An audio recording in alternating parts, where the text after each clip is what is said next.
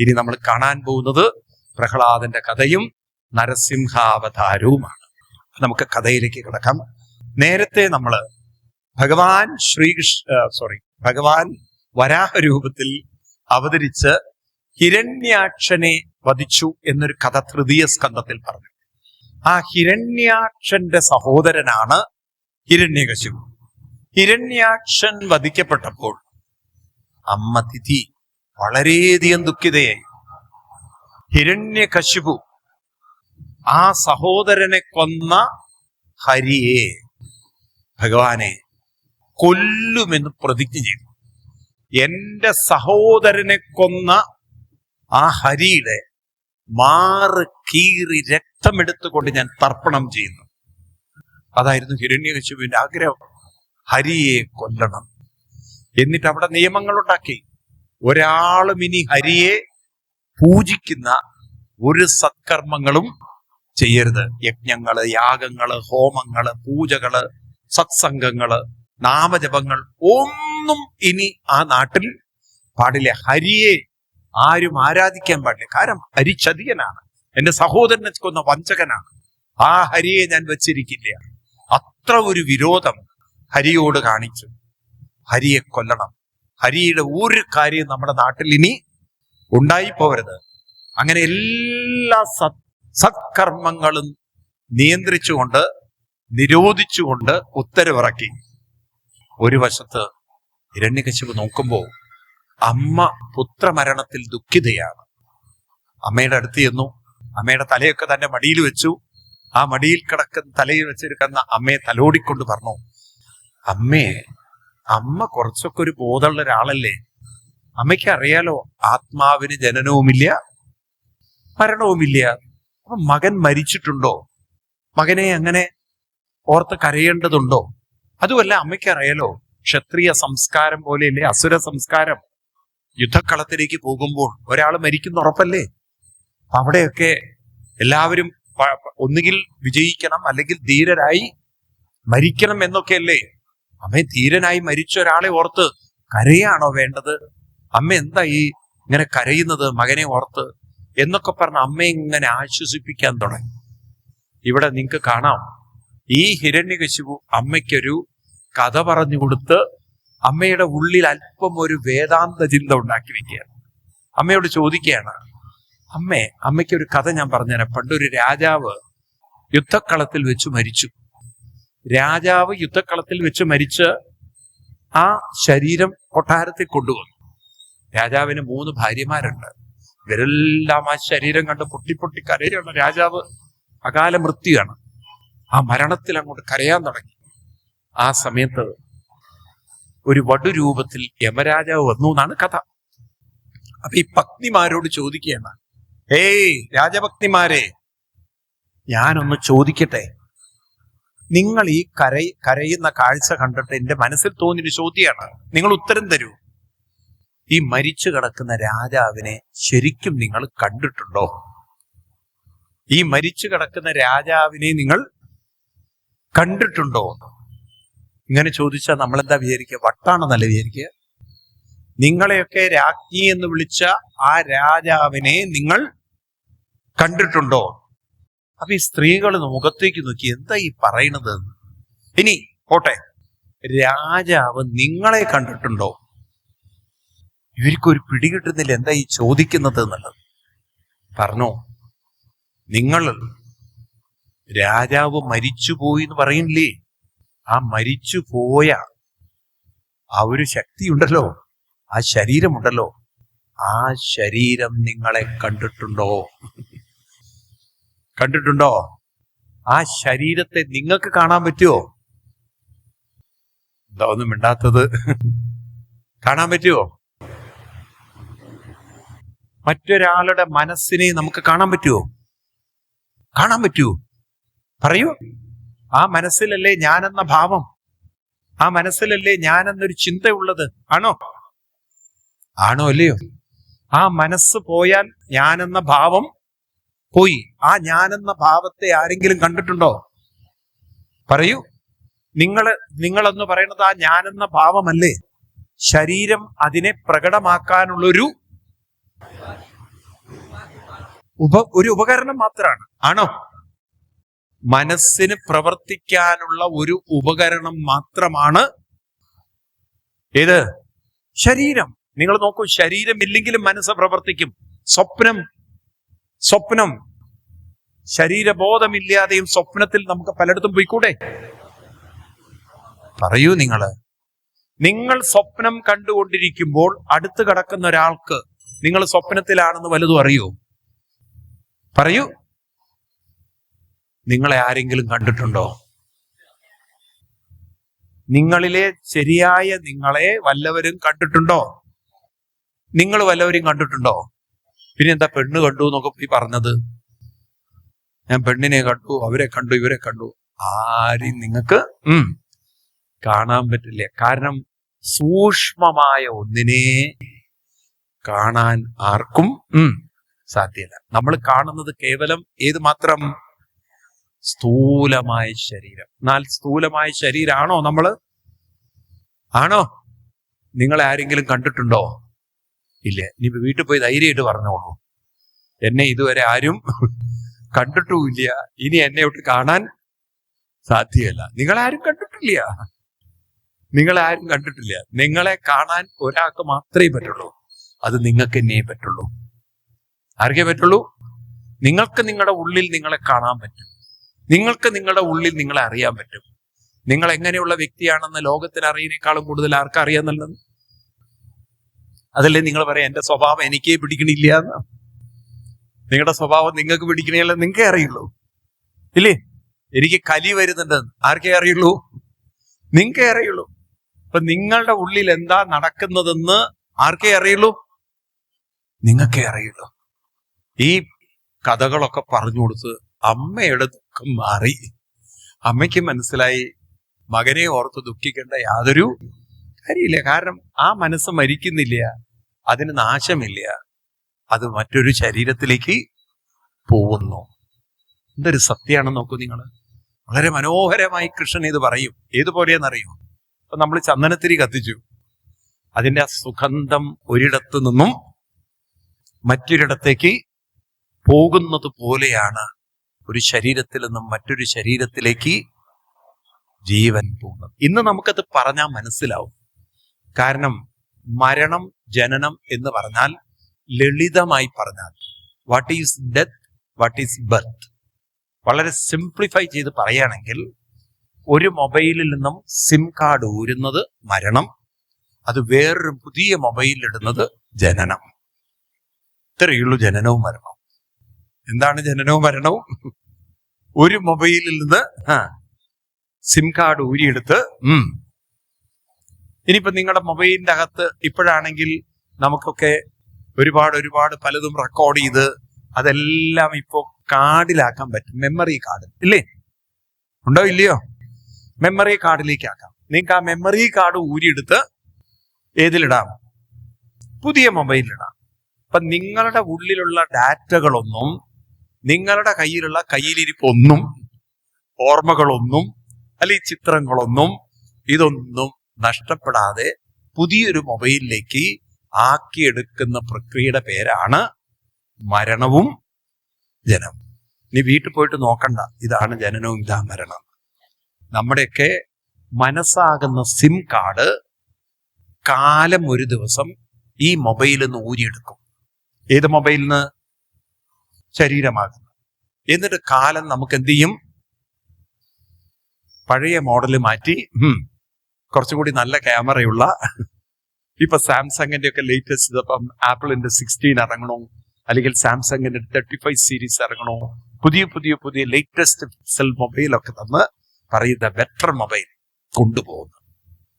അങ്ങനെ നമുക്ക് ഓരോ മരണവും പഴയ മോഡൽ മാറ്റലാണ്, ഓരോ ജന്മവും. കേട്ടില്ലേ നിങ്ങള്? ഓരോ മരണവും പഴയ മോഡൽ മാറ്റലാണ്. ഇനിയിപ്പോ ഇന്ന് പോയി ചാവാൻ പോണ്ട, ദൈവമേ എനിക്കൊരു പുതിയ മോഡൽ കിട്ടുമെന്നും പറഞ്ഞിട്ട് ആ കയ്യിലിരിപ്പ് പോലെ ഇരിക്കും.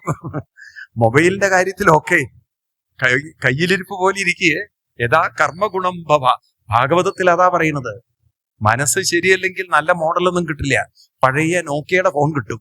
കണ്ടവനെയൊക്കെ നോക്കിക്കോ എന്നും പറഞ്ഞ് അതാണ് ഭാഗവതം പറയുന്നത്. ഭാഗവതത്തിൽ തന്നെ പറയും, ഇത് 4-ാം സ്കന്ധത്തിൽ 29-ാം അധ്യായത്തിൽ 29-ാം ശ്ലോകത്തിൽ, 4-ാം സ്കന്ധത്തിൽ, കൊജിച്ചപ്പുമാൻ കൊജിച്ച സ്ത്രീ കൊജിച്ചമുഭയമന്തതി ദേവോ മനുഷ്യതിര്യക്വാ യഥാ കർമ്മഗുണം ഭവ. നിങ്ങളുടെ ഉള്ളിലുള്ള കർമ്മഗുണങ്ങൾക്കനുസരിച്ച് ചിലര് ആണുങ്ങളാവും, ചിലര് പെണ്ണുങ്ങളാവും, ചിലര് രണ്ടും കെട്ടവരാവും, ട്രാൻസ്ജെൻഡർ ആവും, ചിലവര് കയ്യും കാലും ഇല്ലാത്തവരൊക്കെ ആയിട്ട് വരുന്നതിന് കാരണം കർമ്മഗുണം ഭവ, അവരവരുണ്ടാക്കി വെക്കുന്ന കർമ്മ സംസ്കാരങ്ങൾക്കനുസരിച്ച്. അതുകൊണ്ട് നല്ല മോഡൽ കിട്ടുമെന്ന് പറഞ്ഞിട്ട് ഇത് കളയണ്ട. ഇപ്പൊ കിട്ടിയ മോഡൽ എങ്ങനെങ്കിലും നന്നായി കൊണ്ടു നടന്ന് ഇവിടുന്ന് പൂർണ്ണതയിലേക്ക് എത്താൻ എന്തെങ്കിലും ഒരു വഴി കാണണം. ഇതൊക്കെ പറഞ്ഞ അമ്മ തൽക്കാലം രക്ഷപ്പെട്ടു, അമ്മയുടെ ദുഃഖമൊക്കെ തീർന്നു. ഇത് കഴിഞ്ഞ് നമ്മുടെ ഹിരണ്യകശിപു പറയാണ്, വിഷ്ണുവിനെ കൊല്ലാൻ, ഹരിയെ കൊല്ലാൻ ഈ ശക്തിയൊന്നും പോരാ, ഇനി ജിമ്മിൽ പോണത്രയാക്ക്.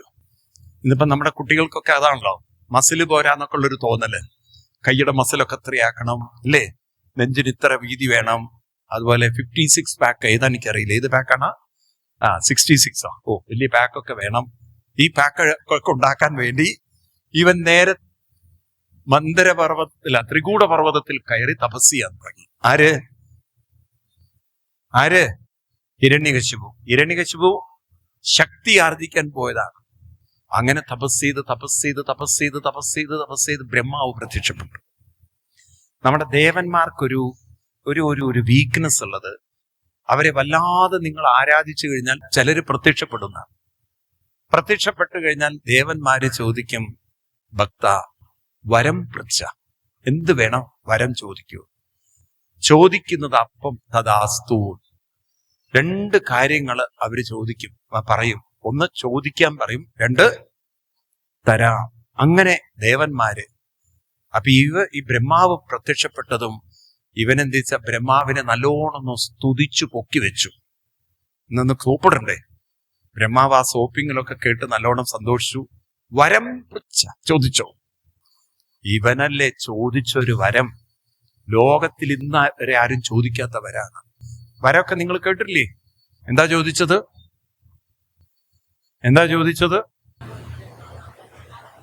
1, 2 കാര്യമാണോ ചോദിച്ചത്? പകല് മരണം ഉണ്ടാവരുത്, രാത്രി ഉണ്ടാവരുത്, വീടിനകത്തുണ്ടാവരുത്, പുറത്തുണ്ടാവരുത്, മനുഷ്യൻ കൊല്ലരുത്, മൃഗം കൊല്ലരുത്, ആയുധം കൊണ്ട് കൊല്ലരുത്, ഭൂമിയിൽ വെച്ച് കൊല്ലരുത്, ആകാശത്തിലും വെള്ളത്തിലും വെച്ച് കൊല്ലരുത്, ആയുധം കൊണ്ട് കൊല്ലരുത്. ബ്രഹ്മാവ് തലയിൽ കൈവച്ചു. ഇവൻ എവിടുന്നാണെന്ന്. ഇവനും പെരുമ്പാവൂരുകാരനല്ല. കാരണം ഇത്രയൊന്നും ബുദ്ധി, ഇങ്ങനത്തെ കുനിട്ടു ബുദ്ധി നമുക്ക് തോന്നോ? ബ്രഹ്മാവ് നോക്കുമ്പോ എന്താ ഇവൻ ഇത്രയും ബുദ്ധി, ഇവനിനി മരണമില്ലേ? ബ്രഹ്മാവ് കുറച്ച് മാറി നിന്ന് തമാശയായിട്ട് പറയും. കാരണം ബ്രഹ്മാവിന് പോലും പേടി വന്നു. കാരണം ഇത്രയും മരം കിട്ടിയവൻ ബ്രഹ്മാവിന്റെ നെഞ്ചത്ത് കയറും. കാരണം ബ്രഹ്മാവിന് പണ്ടൊരു കഥ ഓർമ്മ വന്നു. പരമശിവൻ ഇങ്ങനെ ഒരു അബദ്ധം ചെയ്തത് ഇല്ലേ? പണ്ടൊരു അസുരൻ ഇതുപോലെ പരമശിവനെ ഭജിച്ച് പരമശിവൻ പ്രത്യക്ഷമായപ്പം ഇവനോട് വരം ചോദിച്ചപ്പോ ഇവൻ പറഞ്ഞു, പരമശിവ എന്റെ ചൂണ്ടുവരല് കണ്ടു, എനിക്ക് ചെറിയ വരം മതി, എന്താ പറയൂന്ന്? ഈ വിരല് ഞാൻ ആരുടെ തല തൊടുന്നു അവന്റെ ഫ്യൂസ് അപ്പം പോണെന്ന്, അവൻ അപ്പം തീരണമെന്ന്. പരമശിവൻ അത്ര ഗൗരവമായി കണ്ടില്ല. അടിച്ചു അടുത്ത വാക്ക് തദാസ്തു. ഇതും പറഞ്ഞ് പരമശിവൻ പോവാൻ നിൽക്കുമ്പം ഇവൻ പുറകില് ചോദിച്ചു, ഇനി എന്താ വേണ്ടത്? ഇതൊന്ന് ടെസ്റ്റ് ചെയ്ത് നോക്കണമെന്ന്. കാരണം ഈ വരം വർക്ക് ചെയ്യൂ എന്നുള്ളത്. നമ്മളിപ്പോ ഒരു പുതിയ സാധനം, ഇലക്ട്രോണിക് സാധനമൊക്കെ വാങ്ങിച്ചാൽ എന്ത് ചെയ്യും? അത് വർക്ക് ചെയ്യോ നോക്കില്ലേ? ഇതുപോലെ ഇവൻ ഈ വരം ഒന്ന്, പാവം പരമശിവൻ പെട്ടുപോയൊരു പെടാപ്പെടൽ. കാരണം നമ്മൾ ഓടുന്ന പോലെ പാവത്തിന് ഓടാൻ പറ്റില്ല. കാരണം മരയിൽ ഉടുത്തിരിക്കുന്നത് ഉറയ്ക്കാത്തൊരു സാധനം. പിന്നെ ശരീരം മുഴുവൻ പാമ്പ്, ചൂലം, അത് ഇത്, തലയിലാണെങ്കിൽ ഗംഗ, ഇതെല്ലാം കൂടി വെച്ച് ഓടണ്ടേ? ഇവനാണെങ്കിൽ ചൂണ്ടുവരലും കൊണ്ട് പുറകിലും. അവിടെ നിൽക്കൂ. പരമശിവൻ ജീവനും കൊണ്ട് ഓടുക. ആലോചിച്ചോക്ക്, വരം കൊടുത്ത ഒരാളുടെ അവസ്ഥയാണ്. ആ സമയത്ത് ഭഗവാൻ വിഷ്ണു പ്രകടമായി കുട്ടിയുടെ രൂപത്തിൽ ഹേയ് ശാകുനയ്യ എന്നൊരൊറ്റ വിളി വിളിച്ച് ഇവൻ നിന്നു. എനിക്കെന്താ വട്ടുണ്ടോ ആ പരമശിവന്റെ പിന്നാലോടെ? പരമശിവൻ പണ്ട് ദക്ഷന്റെ യാഗത്തിന് പോയതൊന്നും കേട്ടില്ലേ നീ? അന്ന് ദക്ഷൻ ശപിച്ചതാണ്, കൊടുക്കുന്ന വരങ്ങളൊന്നും ഫലിക്കാതെ പോട്ടെ. എന്നിട്ട് നീ ടെസ്റ്റ് ചെയ്യാൻ പോവേ, അല്ലെങ്കിൽ നോക്കൂ അത് ഏൽക്കൂ നോക്കൂ നീ. ആ വിഷ്ണു സ്വന്തം വിരലെടുത്ത് തലയിൽ വെച്ചതും ഇവനും പെരുമ്പാവൂരുകാരനാവാൻ വഴിയില്ല. ഇവൻ അറിയാതെ അവന്റെ വിരലെന്ത് ചെയ്തു? ഈ ചിലതുണ്ടല്ലോ ഇപ്പൊ കുട്ടികളെ പോലെയാണ്, ചിലപ്പോ നമ്മൾ കാണിക്കുന്നത് കുട്ടികളും അതുപോലെ. ചില കുട്ടികൾക്ക് ചിലപ്പോ ക്ലിക്ക് ചെയ്യില്ല, മനസ്സിലായില്ലേ? ടീച്ചർ ക്ലാസ്സിൽ ചോദിച്ചു 2+3 എത്രയാണെന്ന്, കുട്ടിക്ക് ഉത്തരം അറിയില്ല. അപ്പൊ പുറകുന്ന ഒരുത്തൻ കാണിച്ചു. ഇവൻ എന്ത് വെച്ചാൽ ചോക്ക് എടുത്തിട്ട് 5 വിരലിന്റെ ചിത്രമാണ് വരച്ചു കൊടുത്തു. കാരണം ഇവൻ കണ്ടത് അതാണ് എന്ന് പറഞ്ഞ പോലെ ചിലർക്ക് അത് ക്ലിക്ക് ചെയ്യില്ല. ഈ പൊട്ടൻ അറിയാതെ അവന്റെ വിരല് തലയിൽ വെച്ചത് ടീം പോയി. അത് തന്നെയാണ് നമുക്കൊക്കെ പറ്റിയത്. വിരല് വെച്ചു കൊടുത്തതാണ്. ആ മഷിയായ അന്ന് മുതല് ഇപ്പൊ നമ്മുടെ അവസ്ഥ അതുപോലെയാണ്. ഇപ്പൊ നമ്മുടെ പിന്നാലെ അവരോടുന്നത്. ആ മഷിയായത് ഒരൊറ്റ വിരലിലായ അപകടമാണ് ഇപ്പൊ നമ്മൾ അനുഭവിച്ചുകൊണ്ടിരിക്കുന്നത്. ആണോ? ശരിയാണോ? ഞാൻ ആരും ഉദ്ദേശിച്ച് പറഞ്ഞതല്ലേ, ആർക്കും കൊള്ളൊന്നും വേണ്ട, സത്യമാണത്. പോട്ടെ. ഏതായാലും ഇവിടെ ആ മഹാവിഷ്ണു പരമശിവനോട് പറഞ്ഞു, മേലാൽ ഇമ്മാതിരി വരം കൊടുക്കരുതെന്ന്. കൊടുക്കുകയാണെങ്കിൽ കുറച്ച് മാറി നിന്ന് കൊടുക്കണം. കാരണം ഇത് കയ്യിൽ കിട്ടുന്നവന്റെ കയ്യിലിരിപ്പും കൂടി നോക്കണ്ടേ. ബ്രഹ്മാവ് അവിടെ നിന്ന് മാറി അവന് വരം കൊടുത്തു. ഈ വരം കിട്ടിയതിന്റെ അഹങ്കാരം അവനിൽ അങ്ങോട്ട് കൂടി. പിന്നെ അവന് ലോകം കീഴടക്കിയ ചക്രവർത്തിയെ പോലെ ധാർഷ്ട്യം കൂടി. അപ്പോഴാണ് ഇവന് 4ാമത്തെ പുത്രനായി പ്രഹ്ലാദൻ വരുന്നത്. ഹ്ലാദൻ, അനുഹ്ലാദൻ, സുഹ്ലാദൻ, 4ാമത്തവൻ പ്രഹ്ലാദൻ. അമ്മയുടെ ഗർഭപാത്രത്തിൽ വെച്ച് തന്നെ അത്രയും ആത്മീയമായ ഔന്നത്യത്തിലെത്തിയ കുട്ടി. പ്രസവിച്ചു വന്നപ്പോ ആ കുട്ടി പുഞ്ചിരിച്ചുകൊണ്ട് വന്നു എന്നാണ്. ചുണ്ടുകൊണ്ട് എന്തോ പറയുന്നത്. അന്ന് വിചാരിച്ചു വല്ല പനിയൊക്കെ ഇരിക്കുന്ന. വൈദ്യന്മാരൊക്കെ വരുത്തി മരുന്നൊക്കെ കൊടുത്തു. പനിയൊന്നല്ല, നാമജപാണ്. കുട്ടിക്ക് എവിടുന്ന് കിട്ടിയെന്നറിയില്ല. ഹിരണ്യകശിപുവിനൊരു പേടി വന്നു. ഈ കുട്ടി എന്റെ അന്ധകന്റെ മന്ത്രം ചൊല്ലുന്നു. ഈ കുട്ടിയോടുള്ള കലി, കുട്ടിയോടുള്ള ദേഷ്യം, അതൊക്കെ അങ്ങനെ വളർന്നു വരികയാണ്. അവസാനം തീരുമാനിച്ചു ഇവനെ ഗുരുകുലത്തിൽ പറഞ്ഞേക്കാന്ന്. വളർന്നു വന്നപ്പോ അങ്ങനെ അസുരന്മാർക്കായിട്ട് ഒരു റെസിഡൻഷ്യൽ സ്കൂൾ ആദ്യം തുടങ്ങിയത് ഹിരണ്യകശിപുവാണ്. ലോകത്തിൽ ആദ്യത്തെ റെസിഡൻഷ്യൽ സ്കൂൾ തുടങ്ങിയത് ഹിരണ്യകശിപുവാണ്. ഒരാള് അദ്ദേഹം അവിടെ ഈ കുട്ടിയെയും കുറെ അസുര കുട്ടികളെയൊക്കെ വെച്ചു. ശുക്രാചാര്യരുടെ മക്കളായ ചണ്ടാമക്കന്മാരെ അധ്യാപകരാക്കി വെച്ചു. അപ്പൊ പഠിപ്പിക്കുന്നത് എന്താണ്? ഹിരണ്യകശിപു ദൈവമാണ്, ഹിരണ്യകശിപുവാണ് പ്രപഞ്ചത്തിന്റെ നാഥൻ, ഹിരണ്യകശിപുവാണ് അത്രേ ഭൂമിയെ കറക്കണത്, ഹിരണ്യകശിപുവാണ് അത്രേ ഈ പ്രപഞ്ചത്തെ നിലനിർത്തുന്നത്. എല്ലാം ഹിരണ്യകശിപു. നിങ്ങൾക്ക് വേണമെന്നുണ്ടെങ്കിൽ ഒരു നാമം ചൊല്ലിക്കോ, ഹിരണ്യായ നമഃ. അതാണ് പിന്നീട് ഹെർണിയായി മാറിയത്. ഈ ഹിരണ്യായ നമഃ, ഹിരണ്യായ നമഃ, ഹിരണ്യായ നമഃ ഇത് മാത്രമേ ചൊല്ലാവൂ. നാരായണനൊന്നും ഹരിയൊന്നും അറിഞ്ഞുപോലും അറിയാതെ പോലും പറയരുത് എന്നൊക്കെ പറഞ്ഞ് ഈ കുട്ടികൾക്ക് വലിയ ക്ലാസ്സുകളൊക്കെ എടുത്ത് കാലം മുന്നോട്ട് പോയി. ഒരു ദിവസം കുട്ടിയെ അച്ഛന്റെ അടുത്തേക്ക് കൊണ്ടുവരികയാണ്. സിംഹാസനത്തിലിരിക്കുന്ന ഹിരണ്യകശിപു വാരിക്കോരി കുട്ടിയുടെ കവിളിലൊക്കെ തട്ടി, എന്താ കണ്ണാ പഠിപ്പിക്കുന്നത് അധ്യാപകര്? നീ മിടുക്കനാവുന്നില്ലേ? പറയുന്നതൊക്കെ മനസ്സിലാവുന്നില്ലേ? നീ നല്ലോണം ശ്രദ്ധിക്കുന്നില്ലേ? എന്തൊക്കെയാ നിനക്ക് പറഞ്ഞു തന്നത് എന്നൊക്കെ ചോദിക്കുമ്പോൾ ഹിരണ്യകശിപു പ്രതീക്ഷിക്കുന്നത് തന്നെ പ്രശംസിക്കുന്ന, പുകഴ്ത്തുന്ന എന്തെങ്കിലുമൊക്കെ ആവുന്നാണ്. കുട്ടി അതാ, കൊച്ചു കുട്ടികളുണ്ടല്ലോ, ചില ഈ ഹിന്ദു സംസ്കാരമുള്ള സ്കൂളിലൊക്കെ പോകുന്ന കുട്ടികള്, അങ്ങനെ കൊച്ചു കുട്ടികളോട് നിങ്ങൾ ചോദിക്കുക എന്താ അവിടെ പഠിച്ചത്? അപ്പോഴേക്കും ഇത് കൈകൂപ്പി. ആരും അവിടെ അതൊക്കെയാ പഠിപ്പിച്ചിട്ടുണ്ടാവുക. കണ്ടില്ലേ അങ്ങനെയുള്ള കുട്ടികളെ? കണ്ടിട്ടില്ലേ? പെട്ടെന്ന് അവര് കൈയൊക്കെ കൂപ്പി. കാരണം അവിടുത്തെ ടീച്ചർമാരതാ പഠിപ്പിച്ചത്. പ്രത്യേകിച്ച് വിദ്യാനികേതനിലൊക്കെ പഠിക്കുന്ന കുട്ടികൾ അത് കാണാൻ പറ്റും. അങ്ങനെയുള്ള ഒരു കുട്ടി, നിങ്ങള് കൊച്ചു കുട്ടികളുടെ വീട്ടിൽ നിന്ന് പോയി കഴിഞ്ഞാൽ, ഞാൻ കഴിഞ്ഞ ദിവസം UKG പഠിക്കുന്ന ഒരു കുട്ടിയെ കണ്ടു വിദ്യാനികേതനില്. അപ്പൊ ഞാൻ ചോദിച്ചു, കണ്ണാ എന്താ പഠിച്ചത്? ആ ഹനുമാൻ സ്വാമിയെ പോലെ ഒരു ദീപക തന്നെ പിന്നീട് തുടങ്ങിയ ആള്. ആ കുട്ടി, അതാണ് സംസ്കാരം എന്ന് പറയുന്നത്. ഇതുപോലെ പ്രഹ്ലാദനെ മടിയിലൊക്കെ ഇരുത്തി എന്താ നീ പഠിച്ചതെന്ന് പറഞ്ഞതും കയ്യൊക്കെ കൂപ്പി പറഞ്ഞു, നാരായണൻ ആ മന്ത്രത്തെക്കാൾ വലിയതൊന്നും ഈ ലോകത്തിൽ ഇല്ല. നാരായണ സ്മരണം, നാരായണ മന്ത്രമേവ.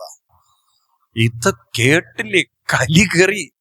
തന്നെ കുറിച്ചല്ല പഠിക്കുന്നത്, നാരായണനെ കുറിച്ച്. കുട്ടിയെ മടിയിൽ നിന്ന് ഒരൊറ്റയേറ്. എവിടെ നിന്നാടാ അത് നിനക്ക് കിട്ടിയത്? ആരാടാ പറഞ്ഞു തന്നത്? ആ ദേഷ്യം കൊണ്ട് അട്ടഹസിച്ച് വാളെല്ലാം വലിച്ചു ഊരിയപ്പോ അധ്യാപകരുടെ മുഖത്ത് നോക്കി, എന്റെ കുട്ടിയെ നിങ്ങൾ വഴിതെറ്റിക്കല്ലേ, ഇതാണോ പഠിപ്പിച്ചു കൊടുക്കാൻ പറഞ്ഞത്? അവര് വിറച്ചുകൊണ്ട് പറഞ്ഞു, ഇതൊന്നും ഞങ്ങൾ പഠിപ്പിച്ചതല്ല, ഇതൊക്കെ ഔട്ട് ഓഫ് സിലബസാ. ഇതൊക്കെ ഞങ്ങൾ ഇല്ലാത്ത സമയത്ത് ഞങ്ങൾക്ക് തോന്നുന്നു നാരദര് വന്ന് ട്യൂഷൻ എടുക്കണ്ടോ എന്നൊരു സംശയം. ഇതൊക്കെ കുട്ടിക്ക് കിട്ടിയിട്ടുണ്ടാവുക ആകെ ഒരു ചാൻസ് ഉള്ളത് ആരിൽ നിന്ന്? നാരദരിൽ നിന്ന്. അല്ലാതെ ഞങ്ങൾ പഠിപ്പിച്ചിട്ടില്ലേ രാജൻ, ഞങ്ങളെ കൊല്ലരുന്നൊക്കെ പറഞ്ഞ അവരിങ്ങനെ വിഷമം. ആ കുട്ടിയെ അവിടെ നിന്ന് വലിച്ചു പിടിച്ചു കൊണ്ടുപോയി കുറെ തല്ലിച്ചതച്ച് പിന്നെ അധ്യാപകരോട് കൊണ്ടുപോയി എന്റെ മുന്നിൽ നിന്ന്, ഇനി കാണരുത് അലറി. ആ കുട്ടിയെ കൊണ്ടുപോയി. പിന്നെ അടി, ഇടി, മുഖത്തടി, അങ്ങനെ അടിച്ചും പൊഴിച്ചും ഇടിച്ചും അങ്ങനെ ആ കുട്ടിയെ കൊണ്ട് പറയിപ്പിക്കാൻ നോക്കുകയാണ് അവര്. ഹിരണ്യകശിപുവാണ് ലോകത്തിന്റെ നാഥൻ, ഹിരണ്യകശിപുവാണ് പ്രപഞ്ചത്തിന്റെ ശക്തി, ഹിരണ്യകശിപുവാണ് ദൈവം, ഹിരണ്യകശിപു അത് ഇതൊന്നും കുട്ടി ഒരു കാതിലൂടെ കേൾക്കും. നമ്മൾ ഈ ഭാഗവതം കേൾക്കുന്ന പോലെയായിരുന്നു പ്രഹ്ലാദൻ അതൊക്കെ കേട്ടത്. പ്രഹ്ലാദൻ അതെല്ലാം ഒരു കാതിലൂടെ കേൾക്കും, മറ്റേ കാതിലൂടെ വിടും. നിങ്ങൾ കേൾക്കുന്ന പോലെ നല്ല പൊതുവെ. കാരണം അധികമൊന്നും അവിടെ നിൽക്കില്ല. കാരണം ഈ രണ്ട് കാതിനിടയ്ക്ക് ഇത്തിരി ചോറുണ്ട് എന്നാ വെച്ചിരിക്കുന്നത്. ചിലർക്ക് അത് പോയി തോന്നണോ, അതുകൊണ്ട് കേൾക്കുന്നതെല്ലാം അതുപോലെ തന്നെ അപ്പുറത്തേക്ക് പോയി കളയും. ഈ പ്രഹ്ലാദൻ ഇതൊന്നും മനസ്സിൽ വെച്ചില്ല, അതെല്ലാം വിട്ടു. കാലം മുന്നോട്ട് പോയി. വീണ്ടും കുട്ടിയെ കൊണ്ടുവന്നു, അച്ഛന്റെ മടിയിൽ ഇരുത്തി. അച്ഛൻ ചോദിച്ചു, എന്താടാ നീ കേട്ടതും പഠിച്ചതും? അധ്യാപകരെന്താ പഠിപ്പിച്ചത്? അധ്യാപകരെന്താ മനസ്സിലാക്കി തന്നത്? ഇത്തിരി ഗൗരവത്തില് ആ സമയത്ത് കുട്ടി കൈകൂപ്പിക്കൊണ്ട് പറയുന്ന വരികളാണ്. ശ്രവണം 7-ാം സ്കന്ധം 5-ാം അധ്യായം 24-ഉം 25-ഉം ശ്ലോകം. ശ്രവണം കീർത്തനം വിഷ്ണോ, സ്മരണം പാദസേവനം, അർച്ചനം വന്ദനം ദാസ്യം, സഖ്യമാത്മനിവേദനം, ഇതി പുംസാർപ്പിതാ വിഷ്ണു ഭക്തിശ്ചേനവലക്ഷണ ക്രിയതേ ഭഗവദ്ഗത്യ തന്മന്യേ അതീതമുത്തമം. എന്താ പറയുന്നത്? ഏറ്റവും ഉത്തമമായിട്ടുള്ളത്, ഞാൻ പഠിച്ചതിൽ സർവശ്രേഷ്ഠം ശ്രവണം കീർത്തനം വിഷ്ണു, സ്മരണം പാദസേവനം, അർച്ചനം വന്ദനം ദാസ്യം, സഖ്യമാത്മനിവേദനം. ഇതൊക്കെയാണ് ഞാൻ പഠിച്ചിരിക്കുന്നത്. ഭഗവാനിൽ മനസ്സർപ്പിക്കുക, ഭഗവാനെ സ്മരിക്കുക.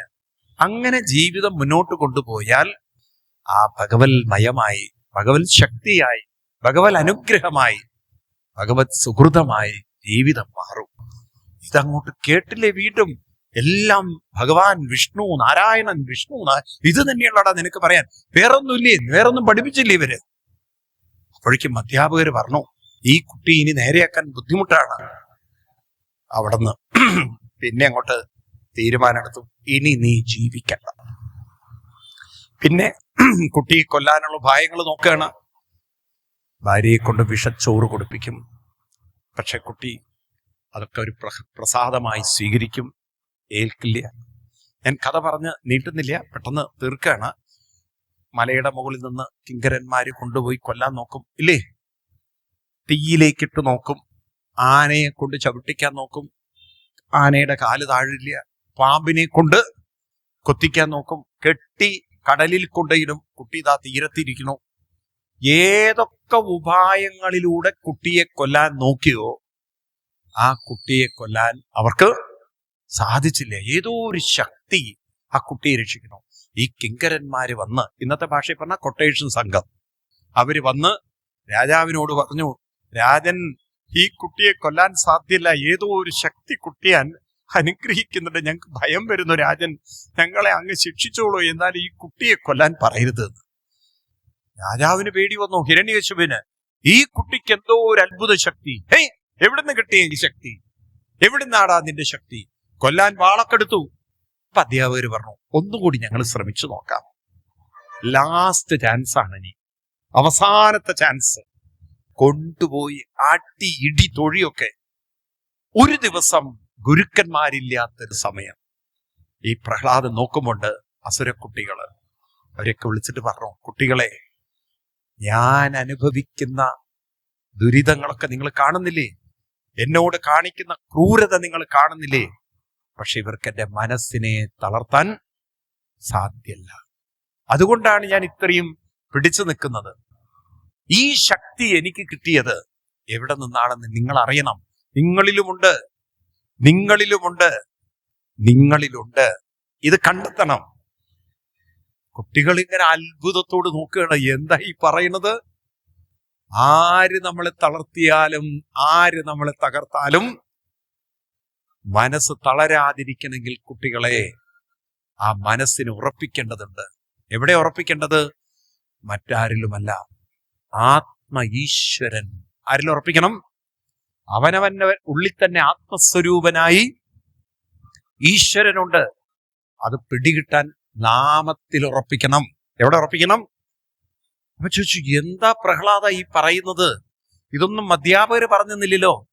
ഈ അധ്യാപകരല്ല പറഞ്ഞു തന്നത്, എനിക്ക് മറ്റൊരു അധ്യാപകനുണ്ട്, എന്റെ ശരിക്കുള്ളൊരു അധ്യാപകനുണ്ട്. അതാരാണ്? ഞാൻ അമ്മയുടെ ഗർഭപാത്രത്തിൽ ഇരിക്കുമ്പോഴാണ് നാരദ മഹർഷി എന്റെ അമ്മയ്ക്ക് ഉപദേശം കൊടുക്കുന്നത്. അതെങ്ങനെയാണ്? കഥ പറഞ്ഞു. അച്ഛൻ തപസ്സിന് വേണ്ടി പോയപ്പോൾ ഇന്ദ്രൻ അമ്മയെ പിടിച്ചു കൊണ്ടുപോവുകയാണ് ആ ഗർഭത്തിലുള്ള എന്നെ കൊല്ലാൻ. ആരോ ഇന്ദ്രനോട് പറഞ്ഞു, ദേ ഇവൻ തന്നെ ഹിരണ്യകശിപൻ എങ്ങനെയാണെങ്കിൽ മകൻ അതിലും വലിയൊരു രാക്ഷസനാവും, അതുകൊണ്ട് അസുരനെ കൊല്ലാം. അങ്ങനെയൊക്കെ തീരുമാനിച്ച് ആ ഒരു ഹിരണ്യകശിപുവിന്റെ ഭാര്യ കൊണ്ടുപോകുമ്പോ നാരദ മഹർഷി കണ്ടു. നാരദ മഹർഷി പറഞ്ഞു, അരുത്, ആ ഗർഭപാത്രത്തിൽ ഇരിക്കുന്നത് വലിയ അസുരനല്ല, ഭാഗവതോത്തമനായിരിക്കും. അങ്ങനെ നാരദര് കൂട്ടിക്കൊണ്ടുപോയി അവിടെ ഇരുന്നു കൊണ്ട് എനിക്ക് നാരായണ തത്വവും നാരായണ നാമവും നാരായണ കഥകളും പറഞ്ഞു തന്ന് എന്റെ മനസ്സ് മുഴുവൻ നാരായണമയമാക്കിയ ആ നാരദ മഹർഷി പറഞ്ഞു തന്ന ആ മന്ത്രം ഞാൻ ഇതുവരെ മറന്നിട്ടില്ല, വിട്ടിട്ടില്ല. കുട്ടികളെ, നിങ്ങളും ജപിച്ചോളൂ. എന്നിട്ട് പറഞ്ഞു, യഥാഗ്രഹഗ്രസ്ത ക്വചിത് ഗ്രഹസതി ആക്രന്ദതേ ധ്യായതേ വന്ദ യഥാഗ്രഹഗ്രസ്തൈവ ക്വചിൽ ഹസതി ആക്രന്ദതേ ധ്യായതി വന്ദതേ ജനം മുഹുശ്വസൻ ഭക്തി ഹരേ ജഗത്പദേ നാരായണായേതി ആത്മമതിർഗതത്രപാം. കുട്ടികളെ, ആ നാരായണ സ്മരണം അത് നിങ്ങളുടെ ജീവിതത്തിൽ ലജ്ജ വിട്ട് ചൊല്ലിക്കോളൂ. മറ്റുള്ളവരെ കേട്ടോ കേട്ടില്ലേ ഒന്നും നിങ്ങൾ വിചാരിക്കണ്ട, നിങ്ങൾ അനുഷ്ഠാനം ചെയ്തോളൂ.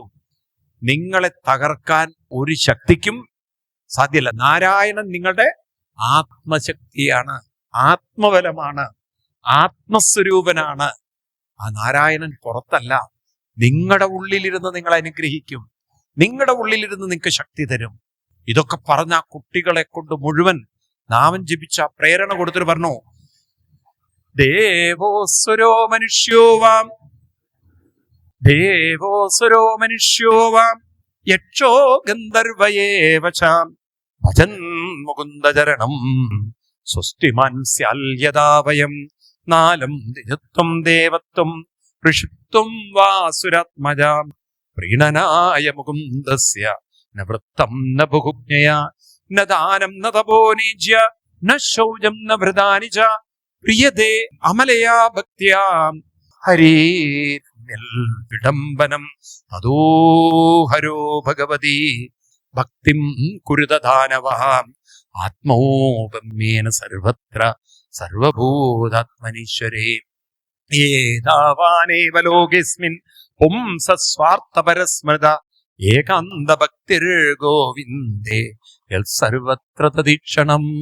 ഭക്തി കൊണ്ട് മാത്രം കുട്ടികളെ ജീവിതം തളരാതെ തകരാതെ ഉയർത്താം.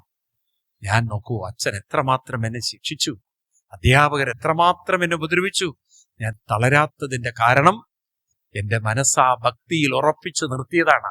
ഈ ശക്തി നിങ്ങളിലുമുണ്ട് കുട്ടികളെ, ജപിച്ചുകൊള്ളൂ. ആ കുട്ടികളെ കൊണ്ട് മൊത്തം നാമം ജപിപ്പിക്കലായി. ഈ അധ്യാപകർ തിരിച്ചു വരുമ്പോ അവിടെ നാരായണ സ്മരണം, നാരായണ കീർത്തനം. അയ്യോയ്യോയ്യോ, ഞങ്ങൾ ഹിരണ്യായ നമ പഠിപ്പിച്ചതൊക്കെ ഇപ്പം എന്തായി മാറി? നാരായണനായി മാറി. ഈ കുട്ടി സ്വയം അന്തകനല്ല, ഞങ്ങളുടെ കൂടി അന്തകനായി മാറി. രാജാവ് ഞങ്ങളെ വെച്ചിരിക്കും. ഇനി ആ കുട്ടിയെ വലിച്ചു പിഴച്ച് അവിടുന്ന് പിടിച്ചു കൊണ്ടുപോയി നേരെ രാജാവിന്റെ മടിയിലേക്ക് വലിച്ചെറിഞ്ഞിട്ട് പറഞ്ഞു, കുലാന്തകൻ, വംശം നശിപ്പിക്കുന്നവൻ, ആയുസ് പോയവൻ, ഇനിവൻ ജീവിച്ചിരിക്കരുത്. ഇവനോട് ഒരു കരുണയും ഞങ്ങൾക്കില്ല, കൊന്നുള്ളൂ രാജൻ. കാരണം നമ്മുടെ കൂടെയുള്ള സകല അസുര കുട്ടികളെയും ഇവൻ വഴിതെറ്റിച്ചു. ഒരാളും ഇപ്പോൾ ഞങ്ങൾ പറയുന്ന അനുസരിക്കുന്നില്ല. ഇവൻ പറയുന്ന നാമമാണ് അവരൊക്കെ ചൊല്ലുന്നത് എന്നൊക്കെ പറഞ്ഞപ്പോഴേക്കും കണ്ണു ചുവന്നു. ഹിരണ്യകശിപുവിന് താങ്ങാൻ പറ്റുന്നില്ല.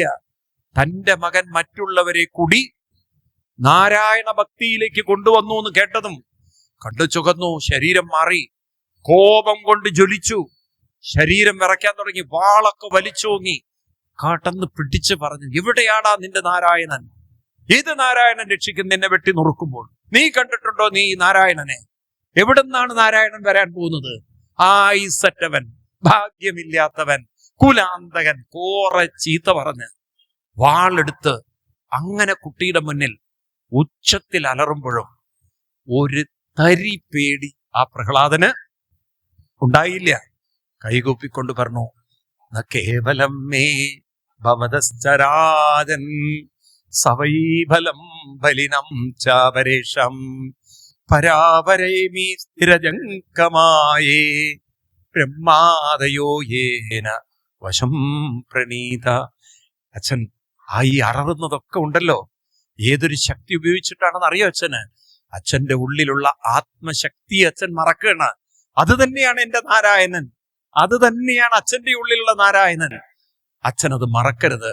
അച്ഛനോടൊരു അപേക്ഷയുള്ളൂ, ദഹ്യാസുരം ഭാവമിമം ത്വമാത്മന സമം മനോദൽ സനസന്ധി വിദ്വിഷ ഹൃദയജിതാത്മനതൽപദസ്ഥിതൽ തത്തീഹനന്ദസ്യ മഹൽ സമർപ്പണം.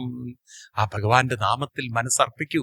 അച്ഛനൊരു സദ്ബുദ്ധി വരട്ടെ, അച്ഛൻ ഇങ്ങനെ അലറരുത്, അച്ഛന്റെ ജീവിതം നശിപ്പിക്കരുത് എന്നൊക്കെ പറഞ്ഞ് തന്റെ മരണത്തിന്റെ മുന്നിലും അച്ഛൻ തന്നെ വെട്ടിനുറുക്കും എന്ന അവസ്ഥയിലും അച്ഛനെ പോലും ഉപദേശിക്കുന്ന പ്രഹ്ലാദൻ. ആലോചിച്ച് നോക്കൂ നിങ്ങൾ ആ പ്രഹ്ലാദന്റെ മഹത്വം. ഇതങ്ങോട്ട് കേട്ടതും ഭിണ്ടരുതടാന്ന് ഓരോ അലർച്ച. നീ എന്നെ ഉപദേശിക്കരുത്, ഞാൻ സർവശക്തിയുള്ളവനാണ്. ഏത് നാരായണൻ വന്ന് നിന്നെ രക്ഷിക്കും? ഏത് നാരായണൻ എവിടുന്ന് വരും എന്നൊക്കെ അങ്ങോട്ട് അലറി. അങ്ങനെ കുട്ടിയുടെ മുന്നിൽ അലറിക്കൊണ്ട് ചോദിച്ചു, എടാ നിന്റെ നാരായണൻ ഈ തൂണിലുണ്ടടാ. അലറി. കുട്ടി കൈകൂപ്പിക്കൊണ്ട് പറഞ്ഞു, എവിടെയാ നാരായണൻ ഇല്ലാത്തത്? മണ്ണിലും വിണ്ണിലും തൂണിലും തുരുമ്പിലും ഒക്കെ നിറഞ്ഞു നിൽക്കുന്ന നാരായണൻ എവിടെ ഇല്ലാത്തത് എന്ന് പറ. എവിടെയാണ് നാരായണൻ ഇല്ലാത്തത്? ഇത് കേട്ടതും ആ ഹിരണ്യകശിപു അവിടെ നിന്ന് ഓടുന്നു നേരെ. ഒരു നാരായണനും എവിടെയുമില്ല എന്ന് തെളിയിക്കാൻ വാളെടുത്ത് തൂണിനെ ആഞ്ഞു വെട്ടുന്നതും പിന്നെ അങ്ങോട്ട് കേൾക്കുന്നത് ആ തൂണ് പിളർന്ന്. പിന്നെ വിശ്വസിക്കാൻ പറ്റുന്നില്ല, ഒരു സിംഹനാഥം തൂണിന്റെ ഉള്ളിന്ന്. ഹേ, എന്താ ഈ കാണുന്നത്? പിന്നെയല്ലേ തീക്കട്ട പോലുള്ള കണ്ണുകളും കൈകൾ രണ്ടും കൂർത്ത നഖങ്ങളായി, രക്തവർണമായ നാക്ക്, കൂർത്ത പല്ലുകള്, വെളുത്ത രോമങ്ങളൊക്കെ ഒരു ഉഗ്രരൂപം. മനസ്സിലാവുന്നില്ല എന്താ ഈ കാണുന്നത് എന്ന്. മുകൾ ഭാഗം സിംഹത്തിന്റെയും താഴെ മുഴുവൻ മനുഷ്യരൂപത്തിലും ഭഗവാൻ നരസിംഹരൂപത്തിൽ ആ തൂണിൽ നിന്നങ്ങോട്ട് ചാടുന്നതും ആ തൂണിൽ നിന്ന് ചാടി പിന്നീട് ഹിരണ്യകശിപുവിനെ പിടിച്ച് സന്ധ്യാസമയത്ത്, പകല് പാടില്ല, രാത്രി പാടില്ല, ഭൂമിയിൽ പാടില്ല, എവിടെയപ്പം മടിയിലിരുത്തിക്കൊണ്ട്, ആയുധം പാടില്ല, വിരലുകളെ കൊണ്ട് നഖങ്ങളെ കൊണ്ട് കീറി പൊളിച്ചങ്ങനെ ഹിരണ്യകശിപുവിനെ വധിക്കുന്ന ആ ഉഗ്രമായ നരസിംഹാവതാരത്തെ നമ്മൾ കാണാൻ പോവാണ്. കൈൻഡ് റിക്വസ്റ്റ്, ആരും എണീക്കരുത്. എണീറ്റ് ഫോട്ടോ എടുക്കരുത്. ഇരുന്നിട്ട് നിങ്ങൾ എന്ത് വേണേലും ചെയ്തോളൂ. ആരും മറ്റൊരാൾക്ക് ഉപദ്രവം ഉണ്ടാക്കരുത്. അവിടെ ഇരുന്നുകൊണ്ട് കാണണം. ഇരുന്ന് നിങ്ങൾക്ക് ചില ബുദ്ധിമുട്ടുകൾ ചിലർക്കുണ്ടാവും, എന്നാലും എല്ലാവരും കോപ്പറേറ്റ് ചെയ്യുക പ്ലീസ്.